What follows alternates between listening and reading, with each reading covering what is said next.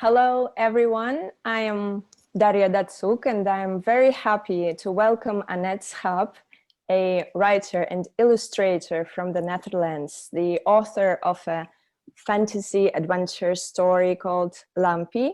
And Annet, thank you so much for joining us today. Thank you for having me. Very nice. Yes.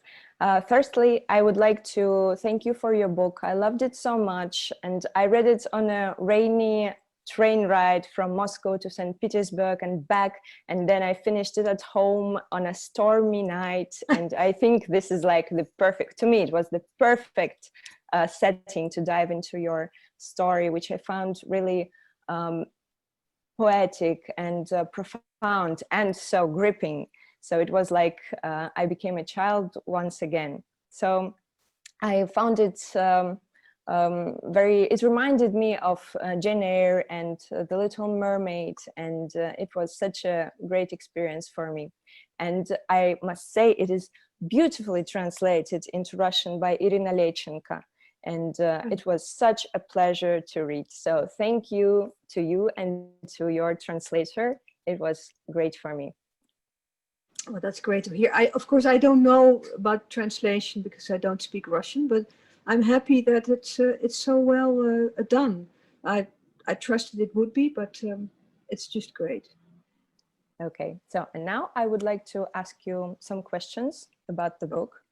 Yeah. And first of all, Lampi reads like this traditional story, fairy tale story.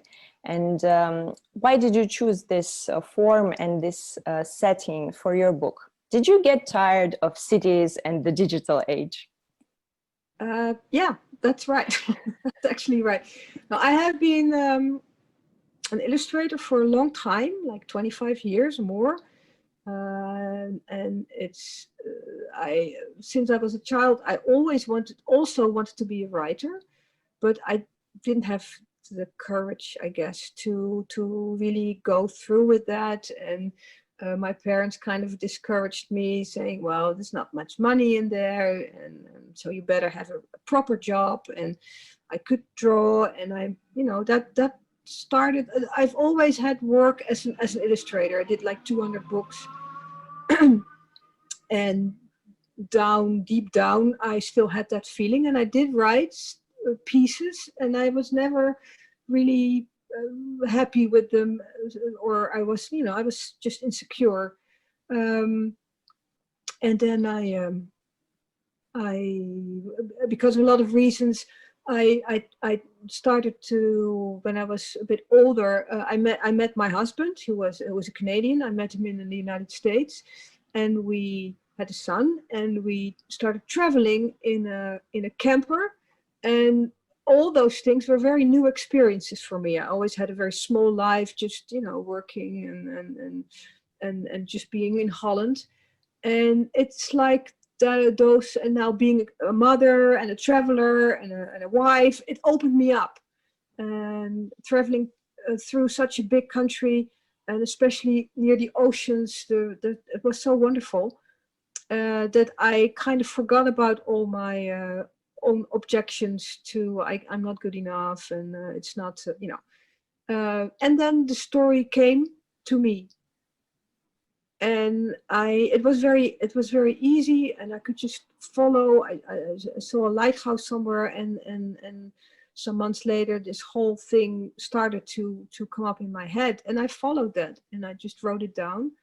And I was still insecure because I thought, yes, what you said, all the stories I illustrated, there are lots of them. They are, I thought, yeah, that's how you do children's books, and that's what sells. But as a child, I read all those wonderful books, those more fairy tale-like books with real things in it, where really bad things happen to children, and really grim. And I always longed for that. And I wanted to make a story like that, just as I read when I was a child. And I hoped that somebody else would like it. I really wasn't sure, but that turned out quite well. And I'm very happy with that. I'm really happy that so many, you said it made me feel like being a child again and reading a book like a child. And I heard that from a lot of people. And that's exactly what I was looking for myself, but it works also for other people. And that's just great. Yes. And you've dedicated Lampi to your younger sister. And I will quote, "For the children we were, for that one summer in the hay when we read and read and read." And I would love to hear more about that summer, actually. Why is it so special to you? And what kind of books did you read? Oh, well, we read everything. It was, I think I was 11 and my sister was 9.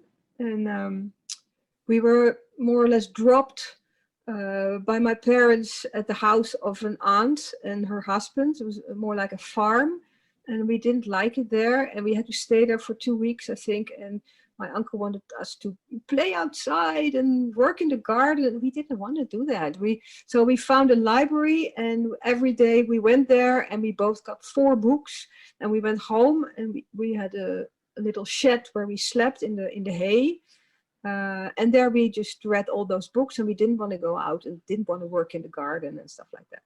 And there I remember I read the Lionheart Brothers there from Astrid Lindgren, you know, those books, that I remember that very strongly. And some other books that I will, you know, always remember, and just the being together and just immersed in the stories, because we didn't like to be where we were, so we liked to crawl into those books. That was very important. Yeah. And this summer of yours at this farm, this actually sounds like a fairy tale start to me. Yeah, it kind of was, but we didn't, you know, we were children that were used to, you know, live in a village and have a lot of other things to do. So we weren't too happy, but looking back, it was a very happy time. It was. And I always quarreled with my sister, but not then, because we were together. So yeah. Yes. And you've also made beautiful illustrations for Lampi. And do you think your experience as an illustrator, a professional illustrator, somehow helped you with writing Lampi? Because it is so spectacular and so vivid, like a movie to me. And or is it a completely different process for you? Yes/no. It's a bit of both. Lots of big parts of the stories came to me like I could really see them, and I saw them very clear in front of me, and I just had to write it down. But I also heard the language and in a kind of a rhythm. So those how do you call it, things, eyes and ears, they work together, and they made a language. It's not, I think it would help. Some people think more in language, some people think more in pictures. I have a bit of both. Yeah. Yes, I see. Yes, I think it is very poetic. It is such a pleasure to read. And the illustrations, you've made them after you were finished with the book. Yes, very strange. Because I've always wanted to be a writer. I thought maybe, you know, I could do a project on my own and do it together. There are at least some Dutch writers who also are illustrators, and they make things like more like what you call them, graphic novels. Yes. And they draw and write and draw and write, and I could never do that. When I draw, I draw. When I write. So I had to write the whole book. It was really finished, and then I had to kind of take the commission as an illustrator, and I started and think, what should I make with this? And I had fun, and I did a bit of a different thing than I mostly do. I mostly, you know, draw more modern, funny pictures, and it was really nice to not be funny and just have, you know, big, huge, dramatic illustrations. Very nice. Yeah. And those illustrations, they how do they reflect what you saw when you were writing, or it is like very different? Well, I want to say I'm not such a very good artist. It sounds as if I'm very modest, but that's what it feels like when I want to draw. I see it more beautiful than I can draw it, and I do my best. But that's what it is. I was happy. I am happy with the cover, and I'm happy also that the Russian version is the same cover as the Dutch one with all the fishes, and yeah, exactly. Yeah. And I thought that was that was very well done, and maybe better than I imagined. I don't know, but it always feels like what I see is even more beautiful than what I can draw. Yeah. Well, I really love the illustrations. It starts with this lighthouse and it's like, boom, this is all I ever wanted to read. Because this is like very atmospheric for me. It's like checks all the things I really enjoy reading about. Nice. Like the lighthouse and the storm and mermaids and even pirates in the end. Well, I think this is beautiful. This is beautiful, like comparing this all your talents with language and with illustrations. This is just very impressive. And what is your favorite thing about Lampi as a character? How would you describe her? Well, she's what are the right words? She's very much there, and that's what I never thought about her. I've been thinking about, the other character, Fish. I've been thinking about him a long time, and I had to write a lot of pieces that were not right, and to do it again and again. But she was just there, and she's just kind of a bright mind and a clear little girl that just does what she does. So that is also what it feels like writing about her. I just followed her. That's what it felt like. Yeah. Did she appear with this name Lampi, or?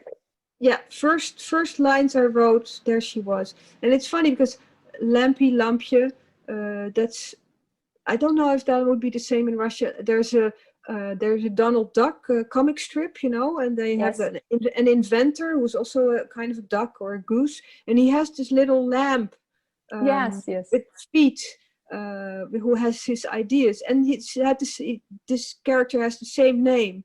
So at first thought, I can't do that, because everybody would say, oh, Lampje from Donald Duck. But I still did it. And then hopefully he will, or she will be bigger than, well, maybe not than Walt Disney, but the name was just right. The name was just right. Yeah. Well, how do you pronounce the Russian version of it? Лампёшка. Lamпёшka. Okay, it's also a small lamp. Yeah, and it's like a small person, and it sounds really fun. It sounds nice to me. It sounds nice. Yes, that's exactly right. Yeah. Yes, and you said that you thought a lot about the boy Edward, the boy called Fish, and. Right. Let's talk about him. I love this transformation we see in him throughout the book, like from this frustrated boy treated as a monster to like perfectly capable and happy kid when it comes to water.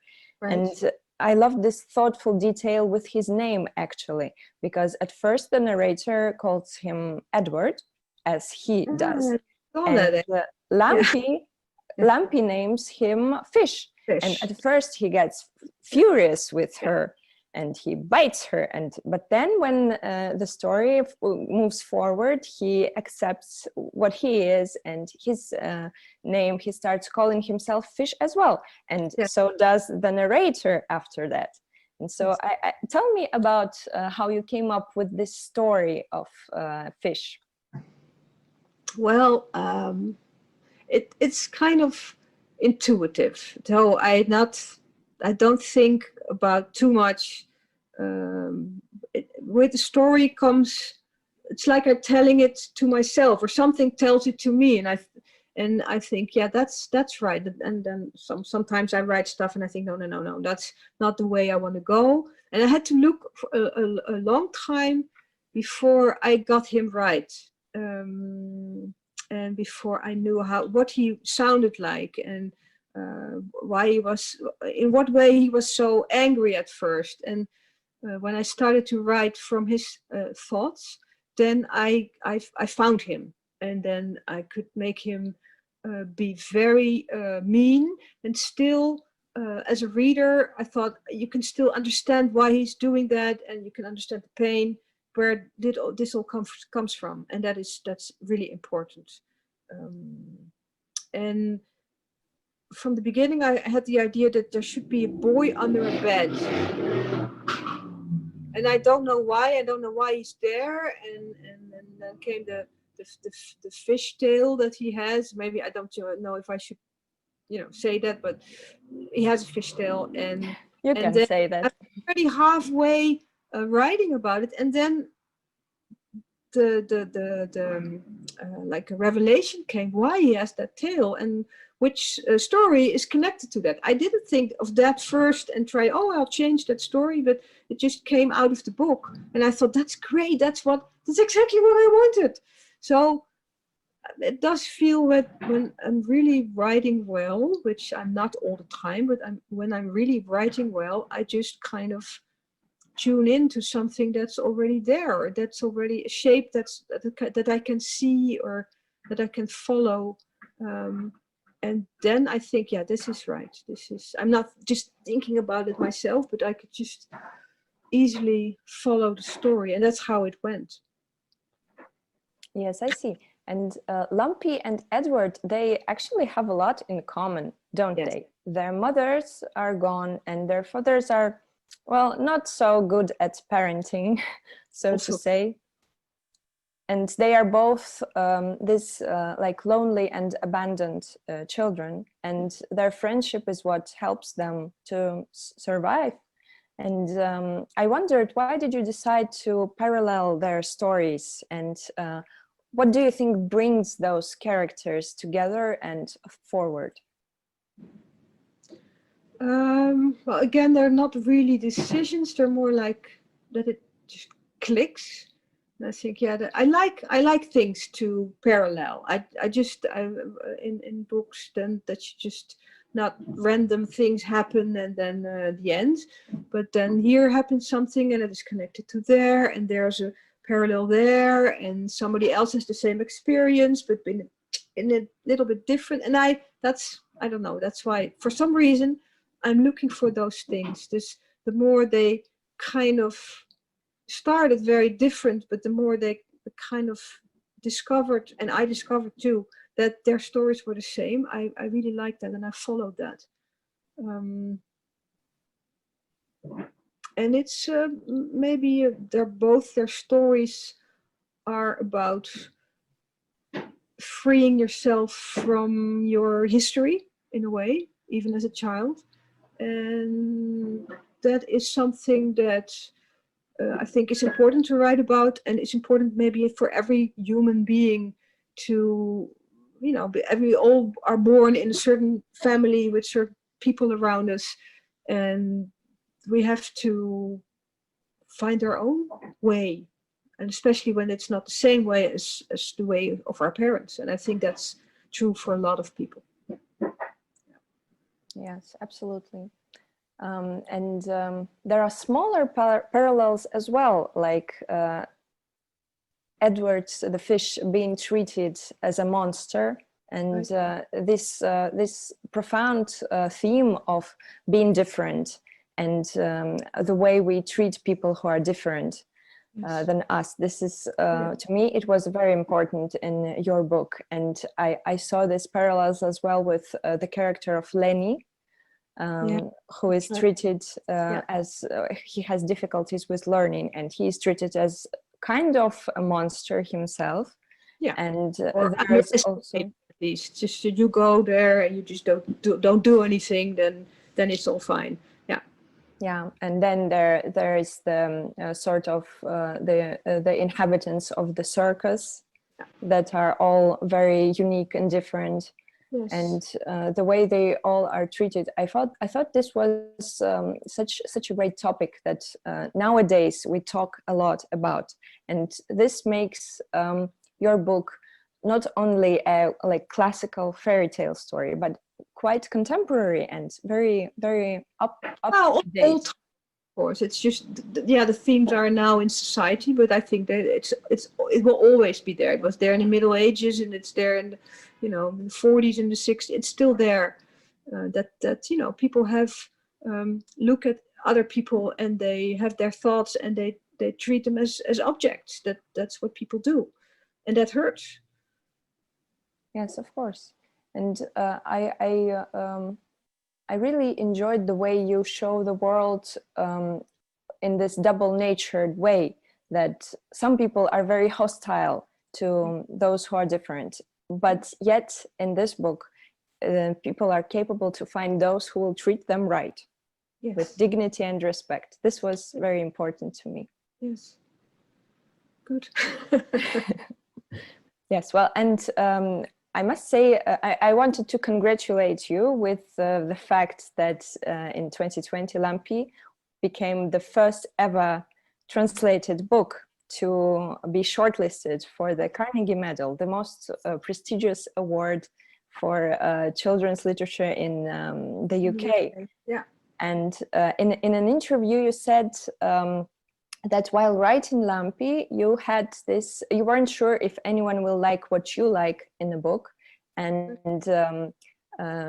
but the readers all over just fell in love with Lampi. And I think it takes courage to stick to your creative instincts. And I wanted to ask you, what were these things you really liked about the book, but you had concerns about them at the same time? Okay.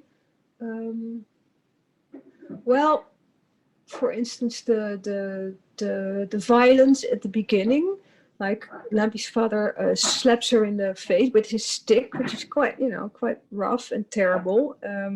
And I remember as a child, I was never beaten, or I didn't have any was never treated bad. But I loved reading about it, and I don't know why. I just, when it was really a children's book where it got really bad. There's this book about little chimney boys, Italian book, that they had to, push the boys down the chimneys and had to work, and they were beaten and it all, and it was wonderful to read just in my neat little room with my, geography homework. That was also boring. So I was always looking for those experience in a safe way, of course, because when you're in a book, you're really into it, and then you're still yourself. So that is, but books are there's more of a cushion or something, cushioning of children. They shouldn't read about this, and they should not be told about that, and there should be very sensible, and there should be the right thing, and there should be colored children, and there should I'm very much in the world of children's books, and a lot of it I find very boring. So that's so I hope that people wouldn't fall too much over that violence. And for instance, in America, they do. There are a lot of people there. That's all really wrong, and they're not happy that they think the father is not punished enough for that, that thing. They wanted him to, I don't know, suffer more or be, taken out of fatherhood or something. So that was really a thing. And more that people are just, a lot of grown-ups in the book, they're not nice, and that happens in children's books, but mostly a lot of it what you see is that they're extra mean, like they're witches or something, and they hate children. And I always thought that's rubbish. No, nobody hates they just ignore them and think about themselves. That most people do. And that's also what I thought a lot about, that I wanted everybody to have their own story. And also, everybody, I think, tries to do their best. And even if when they do things that are horrible. And that's also not something that everybody likes. A lot of people like, you have villains and you have heroes, and, that should be clear. And it's not. It's not. And I didn't want it to be like that. And of course, the heroes are the children. But it's not like the villains are being burned, and everybody has their own story. And I think children are very capable of understanding that. And so that was very important to me. And I've heard a few times, people complaining that I thought I shouldn't write that, that shouldn't be forgiven, or they shouldn't have we like it more, when the bad guys are bad and the good guys are good. Yeah. Yes, but at the same time, I think this psychological depth, the characters that are profound, this is what makes this book so appealing to readers, and to adult readers as well. And I really like that crossover. I like a book the most when it's for children and for grown-ups, because all grown-ups, it's not a secret, but they were children. And a lot of people kind of closed that door and said, well, that was all there, and now I'm nothing like that anymore. But everybody is. I really know that. So we can read the same books now and then. Yes, this is what makes good literature to me, actually. The book that you can read whenever you are a child or an adult. Yeah. And that's what makes Lampi special. And with all this doubt, whether people will like it or not, and these profound themes and topics, I wonder what kept you going and finishing the manuscript, despite all this fear and doubt. Yeah, well, it took me a long time. I mean, it took me time to write it. It took me more time to dare to write. I was in my 50s already when I started it. Yeah, it's strange to say, because when Lampje was done, you would say, well, now all the gates are open, and now I have my courage, and I'm sure I can. But it's the same thing. I've been struggling like crazy again, and thinking, reading my own work and thinking it's not good enough. It's not, it's not. Now everybody will say it's not as good as Lampje, and it's like that happens again. And I really, that's in a way where I spend my most days on, to kind of convince myself that I should go on. And sometimes I can, sometimes I can't. But what really helps is when I feel that what I'm working on is the right thing, though. So, and it sounds maybe a little bit too spiritual or something, but I believe it works like that. When I'm really in a balanced place, then I can somehow hear the right story, and it will be easy, and then I'll just follow that. But it's not there all the time. I wish it was, but it's not there. And with Lampje, I really, and of course that publisher, when I was halfway, I asked the publisher to read with me, and I got an editor, a wonderful woman, and she helped me a lot. And that trust of her and of them, that helped too. That's when they wouldn't have liked it, I'm not sure if I would finish it. It was probably would have been too scary to be the only one in the world to believe in it. That's yeah. So that helped. Well, I hope you can feel the support of all the readers who really loved the book. That's just great. It's support, and it is wonderful. I feel very grateful, and it's also pressure. So now I'm writing the wrong sentence, and I think, well, even in Russia they will never like this. No, Yeah, of course so I they, can of course they will. Yeah, but there will be hopefully new things. Well, I'm very excited. And I can see that you are in your studio. And do you have the like special objects or things that help you to be in this creative mode? Yeah, I can just see. I can probably try to turn the camera around, which I oh yeah, there. See, so I'll give you a little bit of a tour. So this is the wall with all the inspiration for a new book or new books. And these are the translations of Lampje. There's like there are 10 or 11 now, and there will be another 10, I think. That's just very nice.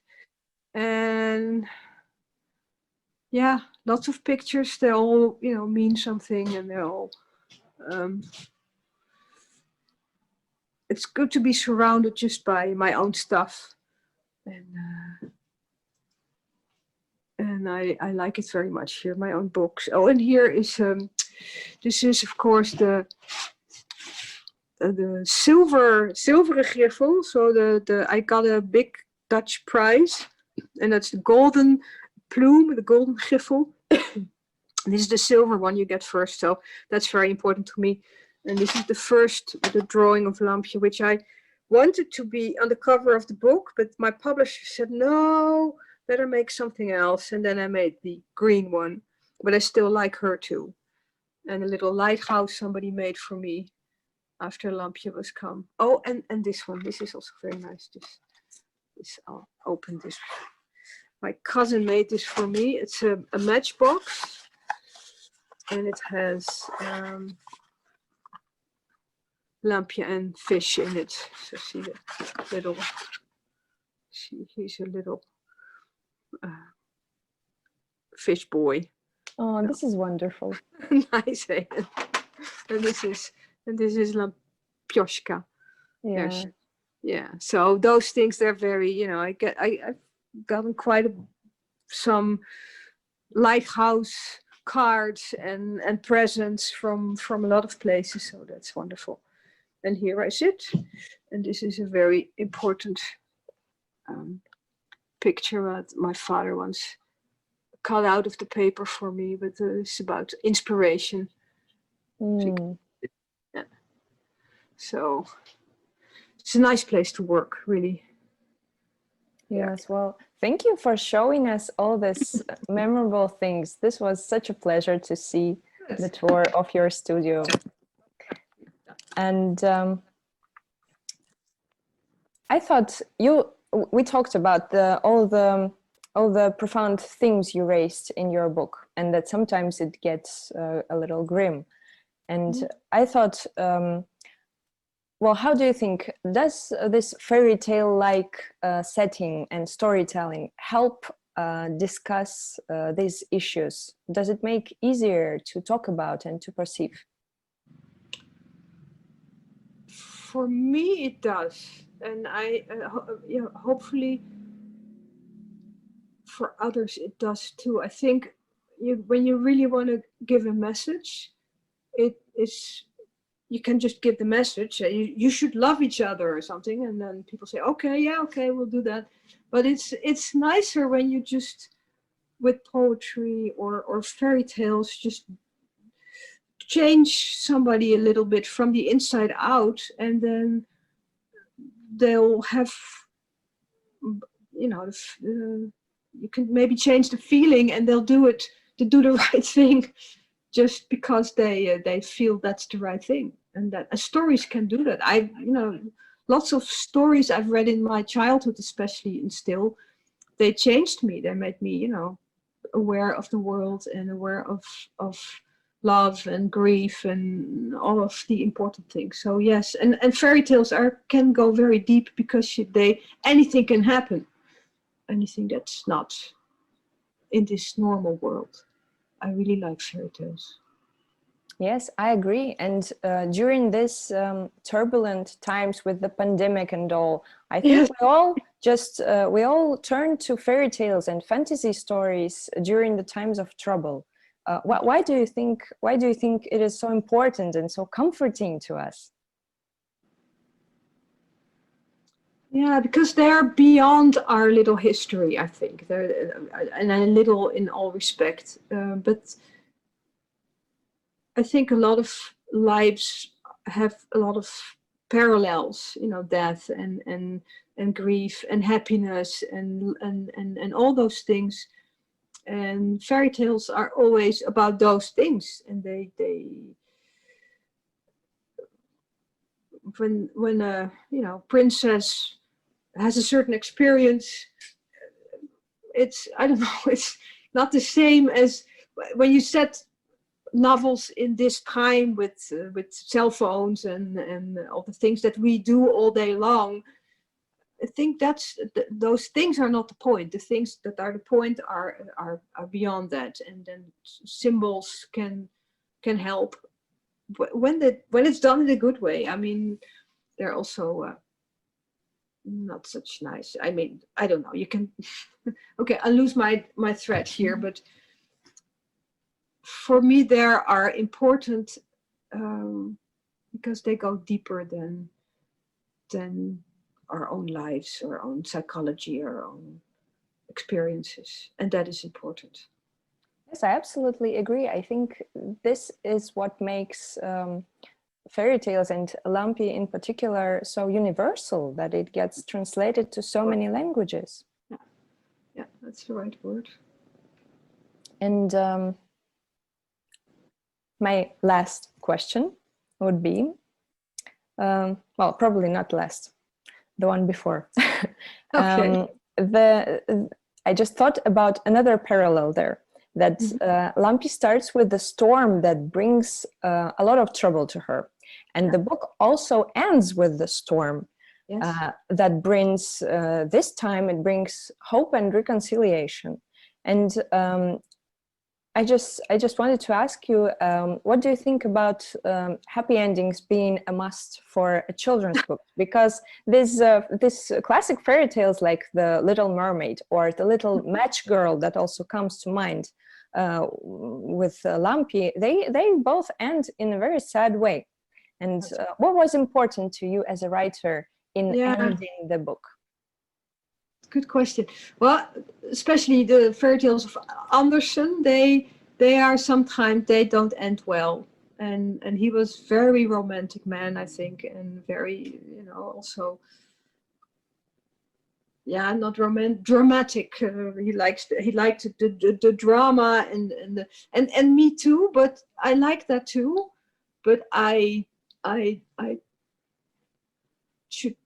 totally think that a book that is especially or mostly or also for children should not end bad. That is, I couldn't, you know, I think you would really let your readers down.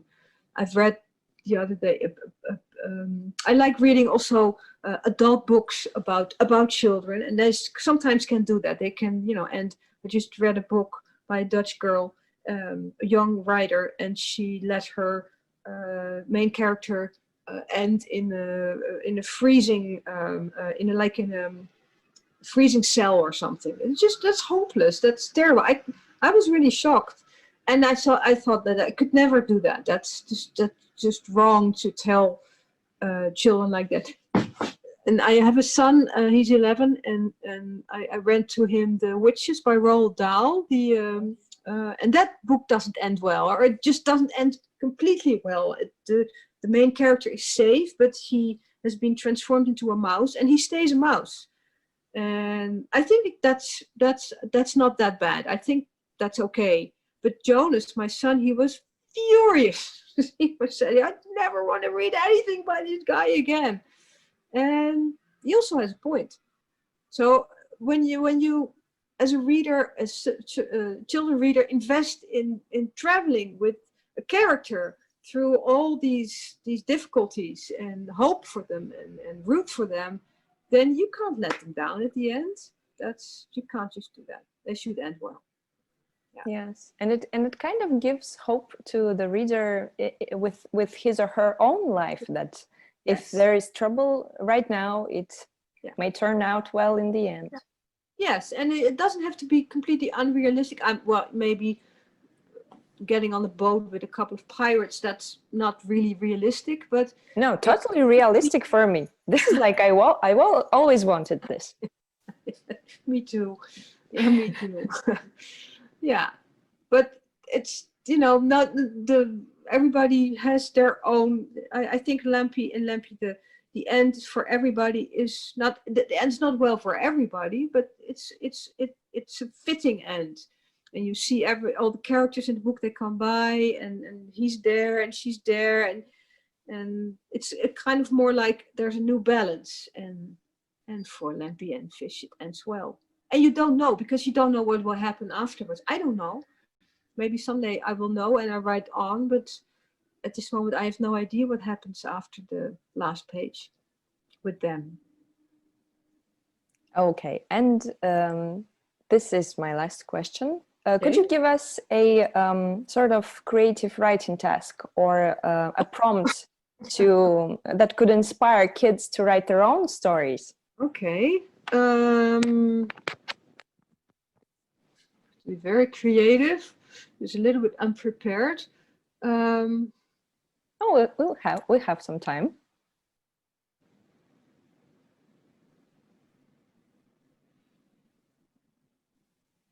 Maybe it could be something Lampy inspired.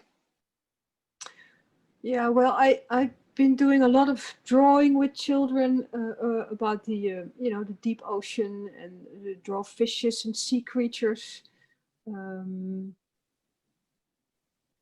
What I always like is to, and that's also in Lampy, that it doesn't have just one perspective. It has many perspectives, and there's, so maybe, and it kind of helps me writing. I sometimes have I'm not always sure how I should write on.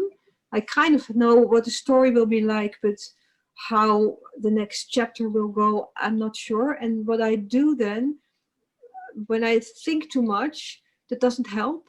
So what I do, I write little words on little papers. Oh, you can maybe see a few of them here. Okay. Like here, you see them? Yeah. They're all little words, and they're themes or chapters from the book. And then when I decide to write, I don't know what I'm going to write yet, and I sit for a little bit, and then I set a timer on 10 minutes or 20 minutes, and I pick one of those I pick one of those papers, and I light it in front of me, and I'm going to write from that word. So if you can gather some words, maybe what you want to write about, or from Lampy, or with the sea theme or something, and you write them on little papers, and you put them in a little envelope, and you pick one out each time, and then you just start. And when you just start, sometimes nothing happens, and it's all, you know, that can happen. But sometimes you you land on something that you never thought of before, and something tells you the story, and you just have to follow it. And then you write something that you could never think of, and that is a wonderful experience. So if the children could do such a thing, but I think they can also, if there's some children that like to draw more than to write, and then I think they can also make a drawing from one of those words. Yes. Is that an assignment, you think?